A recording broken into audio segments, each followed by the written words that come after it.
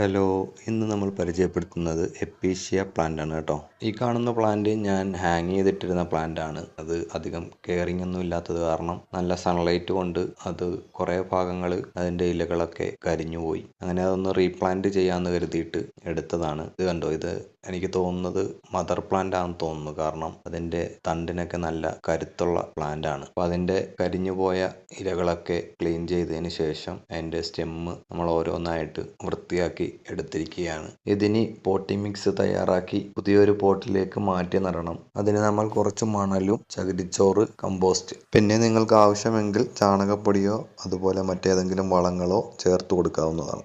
എന്നിട്ട് ഇതാ പോട്ടിലേക്ക് കുറച്ച് വെള്ളം ഒഴിച്ചു കൊടുത്തതിന് ശേഷം ഇതുപോലെ കുറച്ച് മണൽ മാറ്റി കൊടുത്ത് അതിലേക്ക് വൃത്തിയാക്കി വെച്ചിട്ടുള്ള പ്ലാന്റുകൾ ഓരോന്നായി വെച്ചു കൊടുക്കുക.